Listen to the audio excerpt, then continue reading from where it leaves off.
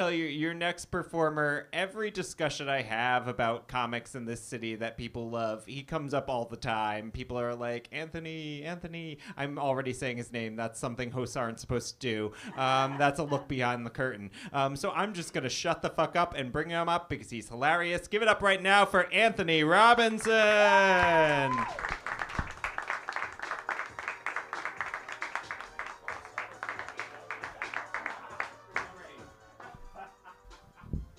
That going for everybody in the host. Everybody in the host. This is a good show. I like this. Small, mighty audience. They put me in this fucking small carpeted stage. Oversized. I feel like a huge grown up giving a DARE program speech to a bunch of weed smoking high schoolers. I love speaking in public. It's a lot of pressure, you know. It's a lot of pressure as a black person to speak in public right now. So before I get into what I'm going to say, I want to say that with black power comes black responsibility. As my Uncle Ben once taught me, before he was discontinued. Now, we've established that. I will now establish this. I am okay with white people in blackface as long as I get to wear a police uniform and shoot them.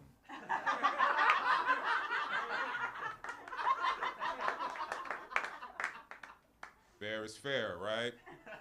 I didn't know, officer, or your honor. It was nighttime. I didn't know there was shoe polish. I was threatened, you know. Case dismissed. You were an honorable police officer confused by shoe polish. I've seen this move before. Anyway, that was too long. That's another feature of my comedy. I like to indulge myself. So you'll laugh, but I'll be laughing more at me than probably you will at me, if that makes sense. So there we go. My girlfriend just went to labor, by the way. I just want to say that. I know. So she can make enough money to get pregnant someday. Labor is a good field of work. You know, you get paid a lot of money. You know, I'll take the condom off once we make about $100,000 a year in the household. So there we go. In all seriousness, though, I think health is important. We got to take our health seriously. Stay healthy. I had a health scare this year. I was throwing up blood next to a guy throwing up crip, and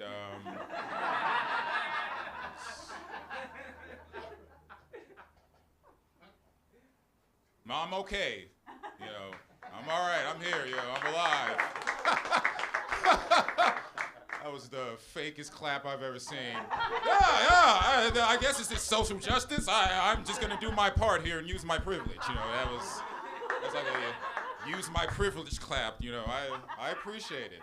Portland is an excellent place. Everybody here dresses like an archaeologist, and I am like, if you're like a older white person, it's just time to look like a Jurassic Park character. I don't. I'm fascinated.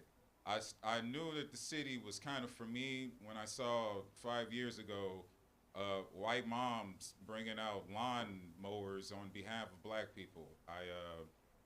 That was the most touching tribute to black justice I've ever seen in a city that doesn't even live next to a lot of black people.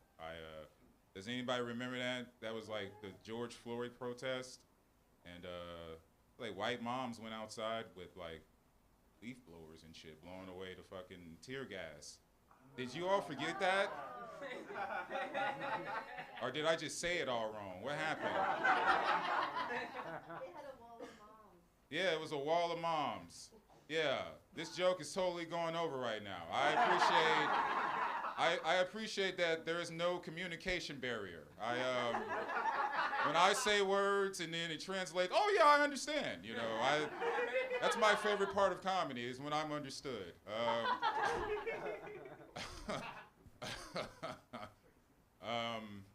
I think women have too many sex toys. I'm jealous. I'm tired of all the excellent sex toys that women have. Women get to vibrate their vaginas with T1000s and fucking Transformers, you know, fucking sounds like a barbershop in there, you know? Women giving their pussies lineups and shit, you know?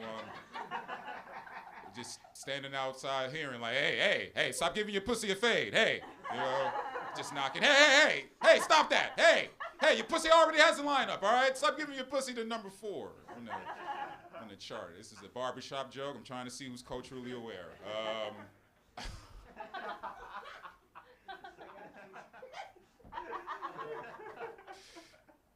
I'm jealous, man. You know, women get to just go to another place with those fun toys, you know? They just get the angels descend upon their orgasmic heaven, you know, while a fucking robot becomes a man that's better than you, you know? It's fascinating. And what do we get as men? Fleshlights. This is what men are doing to each other. This is our fault, by the way. You know, women didn't invent fleshlights, and you know, that's a man's problem right there. Fleshlights, put your dick inside the Necronomicon, you know. You want to feel good about yourself? Fuck this demon from the ninth circle of hell, you know. That's what we get. That's why the school shootings are happening, because men are putting their penises inside the mouth of a berserk character, and we're not giving ourselves fun T1000s to suck us off and go back out in society and be productive, you know? We do. That's totally a good fingering joke that I will add to this routine. I will totally finger my prostate so that I may be a better man while I fuck this Necronomicon demon. Fleshlights. It really should have just been called a thought pocket, you know? Sitting right there, thought pocket. And lean pockets too, you know? It was right there. You can just go to the gas station with pride as a man. Let me get 2 backwoods and a thought pocket, all right? I've had a long day, all right? I'm not getting paid enough, all right? Give me 2 backwoods and a thought pocket. And you can't go in the store with a man with pride and be like, give me the fleshlight, please, and a blanket, because I'm sensitive, you know? It's a hard purchase to make. I'm glad this bit is good. See, communication barrier shattered. It took a sex joke to make us come together. No pun intended. Words. How are we doing? We doing good? Checking in. I don't want to just indulge.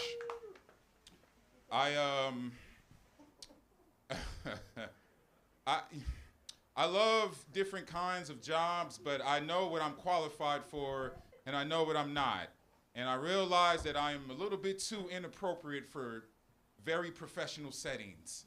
I am me, I will not change, and I will not adapt to boring people with office tools. You know, it's just who I am. However, I am jealous of people that get to work at Planned Parenthood. That is a fantastic gig. I've always wanted to assassinate fetuses, you know? I just want to be a mob hitman for, like, the fetus, right? You know, just go in there and be like, hey, any first words? You know, and then just put it down, Joe Pesci style, you know? The Joe Pesci of getting fetuses out of here. You know, that's not professional enough. You know, that's a whole process with women's health. I'm just trying to be like a goofy asshole. Like, hey, get him out of here. Fetus fighters, boom. You know, some goofy Guido thing from the 80s that we don't do anymore. You know. That's why I like comedy. I get to make fun of shit. I get to make fun of everything. I get to be made fun of. Get to make fun of rappers. I love making fun of rappers. You know, rappers are ridiculous idiots, you know? Like, rappers don't think they're nerds. Have you noticed that? Rappers are like, I'm a tough guy from the streets. I'm like, are you? Are you sure about that? Because your response to any conflict is, oh yeah, you got a problem? I will now be competing with you in man poetry. Sit back as I hire an engineer of a white Caucasian persuasion to process the noisy landscapes that I will use to disrespect you in such a wordly manner, you know? Which I'm not complaining about. I wish rappers were more in touch with the nerdiness. I mean, why not, right? You literally write words down on paper for a living. And I wish that I, as a comedian, and if I had like beef with another comedian or something, like I just pull out a Uzi and then immediately shoot them and be like, that's what you get for doing a festival in Saudi Arabia, bitch.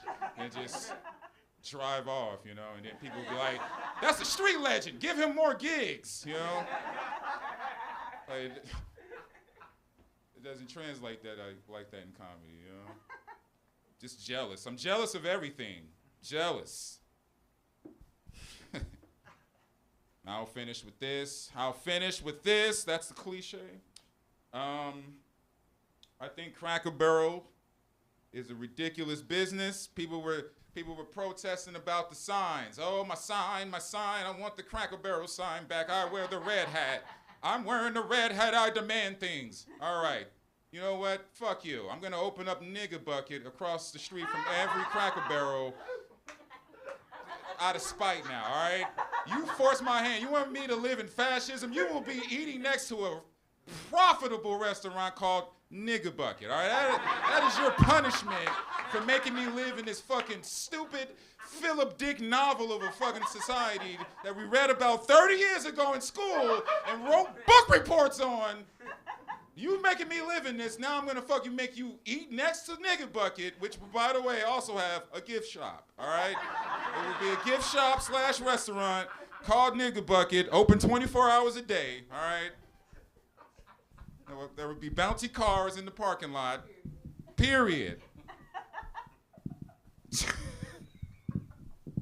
Come to Nigga Bucket, we have family Nigga Bucket prices.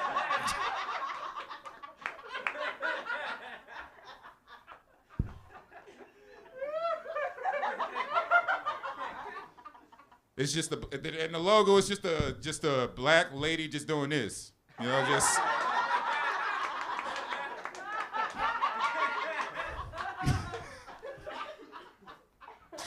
All right, I'm done. Bye.